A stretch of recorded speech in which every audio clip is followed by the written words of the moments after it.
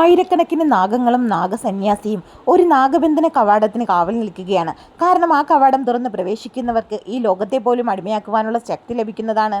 അങ്ങനെ ഈ സത്യം മനസ്സിലാക്കിയ ദുഷ്ടസന്യാസിമാർ കൂട്ടത്തോടെ അവിടെ എത്തി സന്യാസിമാരെയും പാവപ്പെട്ട ജനങ്ങളെയും ആക്രമിച്ച് അതിനുള്ളിൽ പ്രവേശിക്കുവാൻ ശ്രമിക്കുകയാണ്. വിശാലമായ അമ്പലത്തിനുള്ളിലേക്ക് അവർ പ്രവേശിക്കുമ്പോഴേക്കും സ്വർണ്ണങ്ങളുടെയും രത്നങ്ങളുടെയും പവിഴങ്ങളുടെയും ഒരു കൂമ്പാരം തന്നെ അവിടെ കാണപ്പെട്ടു. എന്നിരുന്നാൽ അവർക്ക് ആവശ്യം അതായിരുന്നില്ല, സ്വർണ്ണ കമലമായിരുന്നു. പക്ഷേ അതിനിടയിൽ പൂജാരി അതൊരു പെൺകുട്ടിയുടെ കയ്യിൽ കൊടുത്ത ഒരു രഹസ്യ അറയിലൂടെ അവളെ പുറത്തേക്ക് പറഞ്ഞയച്ചിരുന്നു. ഇത് മനസ്സിലാക്കിയ ദുഷ്ടസന്യാസി അമ്പലത്തിലെ പോറ്റിയെ കൊലപ്പെടുത്തുകയും പെൺകുട്ടിയെ പിടിക്കുന്നതിനായി തന്റെ സൈനികരെ അയക്കുകയും ചെയ്യുന്നു. എന്നാൽ ഈ ഓട്ടത്തിനിടയിൽ പെൺകുട്ടി കാൽവഴുതി നിലത്തേക്ക് വീഴുമ്പോഴേക്കും അവളുടെ കയ്യിലിരിക്കുന്ന ബ്രഹ്മകമലം ദൂരേക്ക് തെറിച്ചു പോവുകയാണ്. പെൺകുട്ടി അവിടെ നിന്നും നാഗസാധുക്കളുടെ ഗുഹയിൽ ഓടിയെത്തി കാര്യങ്ങൾ അറിയിക്കുന്നു. അവയിൽ ഒരാളായ ശിവ ഉടൻ തന്നെ തന്റെ കൂട്ടാളികളുമായി അവിടേക്ക് പാഞ്ഞു പോകുന്നു.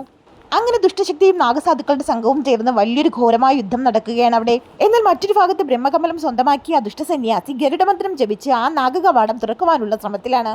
തുടർന്ന് അയാൾക്ക് തന്റെ ലക്ഷ്യത്തിലെത്താൻ സാധിക്കുമോ? കൂടുതൽ അറിയുന്നതിനായി ഈ വീഡിയോയുടെ അടുത്ത പാർട്ടിനായി കമന്റ് ബോക്സിൽ അഭിപ്രായങ്ങൾ അറിയിക്കുക.